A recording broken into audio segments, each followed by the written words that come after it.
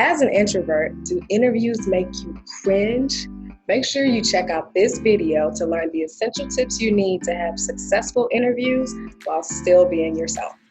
For the best interviewing and career transition advice, subscribe to my channel and hit the bell to be notified when I post a new video every month. If the interview process is the most dreaded part of the job search process for you, then you're in luck. By the end of this video, you'll be equipped with the essential, most important tips to impress your ideal employers without stepping outside of your introverted lane. I myself am an introvert and I can totally relate, but I have found a way to receive callbacks after my interviews without being something that I'm not. So let's dig in. Tip number 1, give yourself space and solitude the night before an interview. As an introvert, you know that we get our energy from inward, from our time alone. And when we don't get this adequate time, at least 24 hours beforehand, to reset, then we walk into a situation frazzled and drained, and that will definitely not impress a potential employer. Therefore, make sure you do not go into an interview without having some downtime beforehand to reflect, to recharge, to reset, and to walk into the interview ultimately refreshed. As a fellow introvert, please comment below to let me know what techniques you use to recharge after a stressful or a particularly overstimulating situation. I'd love to hear about it. Tip number 2. Make sure you walk into the interview with the mindset that you are the best candidate for the job. What you think about reflects on how you carry yourself. And I always say to people, thoughts become things. So whatever we think about is what will manifest into whoever you're talking to. And as an introvert, we are in our heads constantly thinking about what we'll say, how we're being perceived, etc. But being in our head so much, it will show that we're in our heads when we're talking to our potential employer. And quite frankly, our body language speaks much louder than our words sometimes, especially if it's extreme or extremely apparent. What you're thinking about is showing. It's not natural looking or it's odd. So you want to make sure that your posture and your gestures speak confidence, competence, and friendliness. And as an introvert, being stuck in our own heads, yes, that's the way we move about the world. But when we do the mental homework beforehand and we let ourselves know from the jump that, hey, I am the best candidate for the job. Review the job description, make sure you review your gifts and talents, and remind yourself why they want to talk to you. And that will be the primary thing that shows up in your interview. Tip number 3, smile. That seems like a simple enough thing to do, but again, as an introvert, we're stuck in our heads, so it's really important that we're mindful that we smile. When we smile, I notice personally, even when I'm walking down the street, that it has an energy to it, and it attracts other people into that energy of friendliness and comfort, and they tend to smile back as well. Most importantly, it helps to bring your personality and that energy to the table, which helps supplement your resume. Again, it brings that friendliness, it brings that comfortability to your interview. It also helps to invite your potential employer to respond and to engage more deeply, because it is a subtle invite. Like, they want to lean in a bit more naturally when you're smiling at them. As I mentioned, it's attractive. For introverts, smiling helps us to stay in the present moment. As I mentioned beforehand, we're in our heads, we're thinking, how are we being received?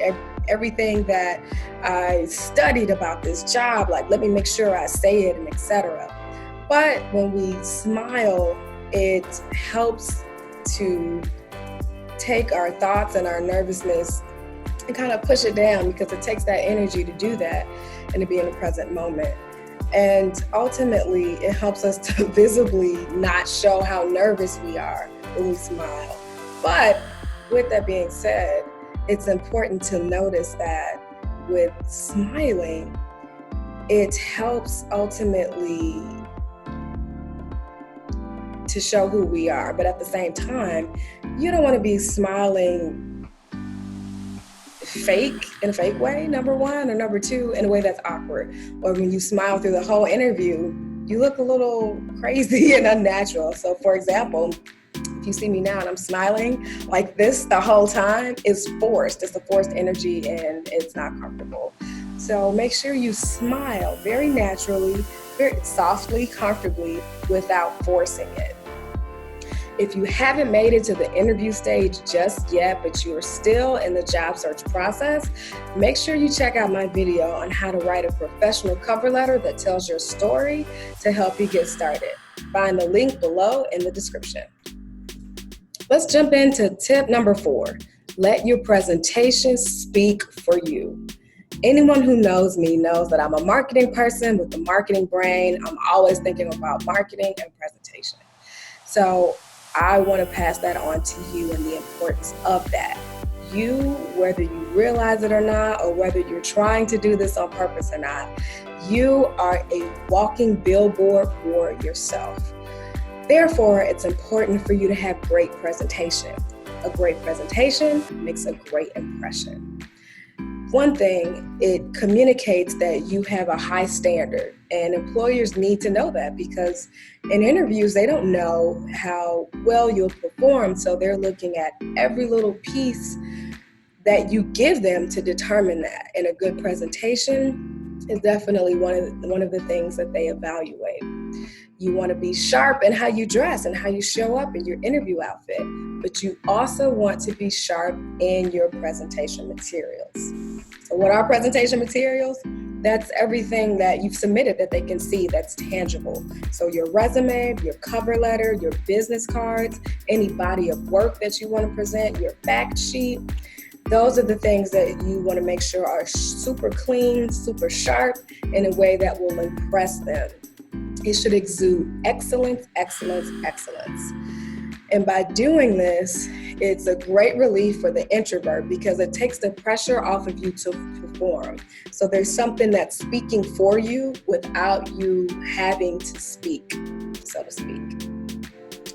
So the 5th and final tip, don't try to be an extrovert. That's just not who you are. Anytime you're not being your true and authentic self, your presentation screams, I'm trying too hard. And it's very off-putting.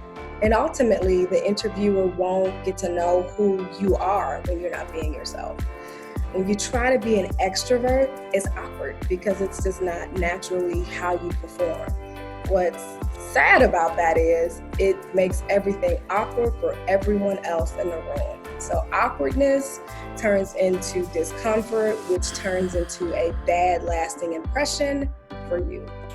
Instead, make sure you lean into what you do well naturally in regards to how you communicate with other people. So perhaps you have a soothing voice or you are super positive. Whatever that is, lean into that, capitalize on that, and other people will feel it and appreciate it.